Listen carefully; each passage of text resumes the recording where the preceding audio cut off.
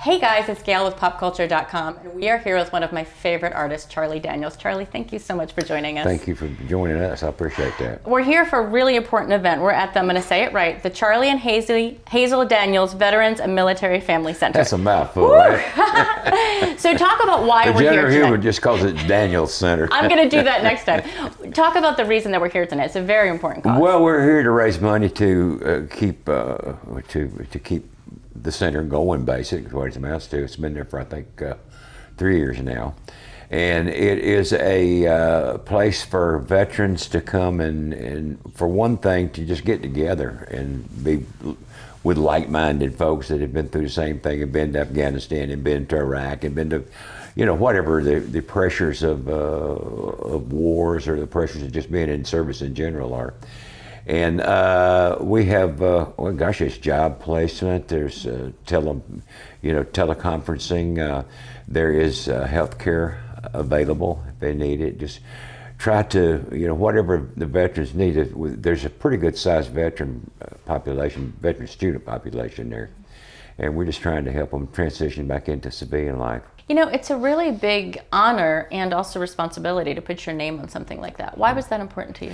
Well, I had nothing to do with it, believe me. I mean, that was not my call. That was, I don't know who all was involved. I know that Dr. McPhee, they tell me, I'm not a college man, so I don't know, but they say that one of the hardest things to come by at a college is space.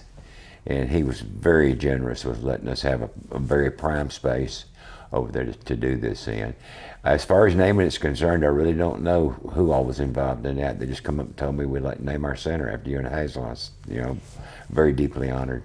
And how does this tie in with your Journey Home project, which we're going to talk about in a minute? Well, Journey Home is, we're to help the veterans in whatever way we can. Our prime mission, and when we first started, was that we come to find out that it doesn't seem like to the uninitiated, to those of us who have never been in military service, it would seem like a very simple thing, like changing jobs or something to get out of the military and come home and transition back into civilian life again.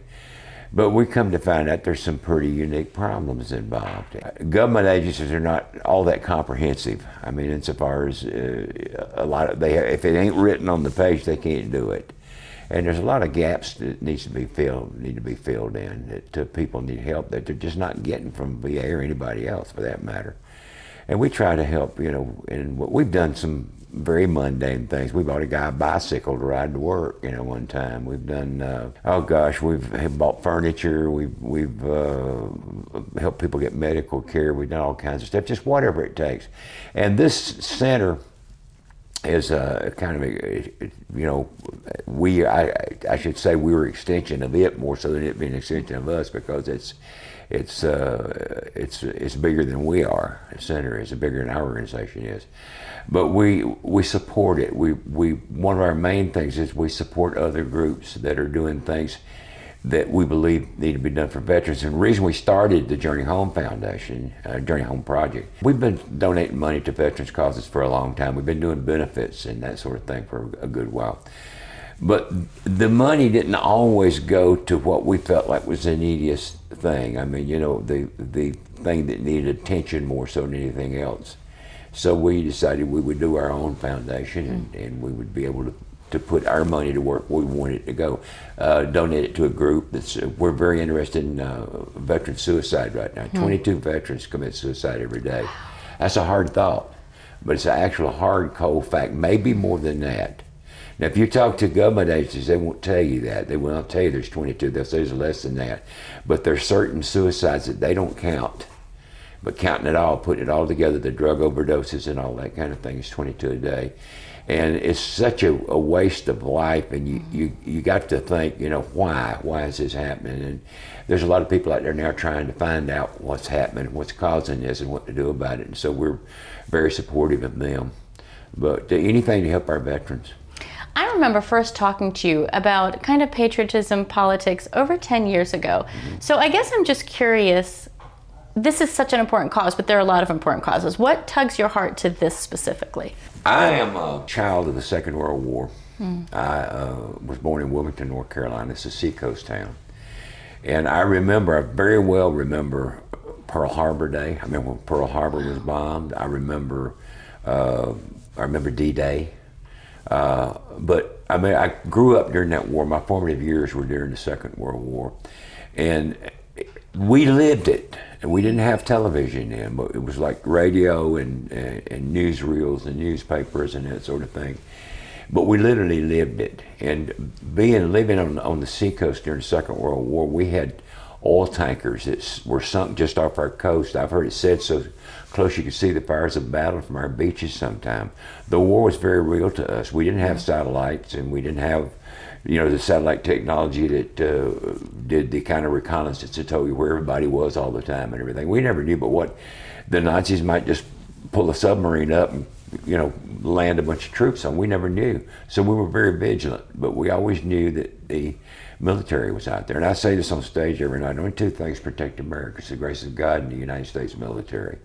And they're always, we always knew they were there, and we lived it day in and day out. And everybody had a father, a brother, a sister, a cousin, a friend, or somebody in the military. And so many people got killed and wounded and that sort of thing. And we lived it. We lived that whole war very much up close and personal. I mean, not in the battle zones, but the results of what were going on. It was very serious to us. And I have always felt beholden to people who put their lives between my family and the danger. And that's our military folks. And, I don't feel we can ever do too much for them. I love that answer. I want to switch gears really quick and talk about your music, of course. The Devil Went Down to Georgia. 40 years old. That doesn't even seem possible to me. I know. Shit, what's weird about it? And of course, I knew it was 40 years old. It kept being it was 25, and it was 31, and so on and so forth. I think in our mind, our mental process, that we have been kind of conditioned to think that the number 40 is kind of a line of demarcation or something. When 40 used to be, when I was a kid, 40 was when you started getting old, Of course, 40 is nothing nowadays, especially when you're 82. 40 is nothing. But it's all of a sudden, my son said 40 years, and I was like, wow.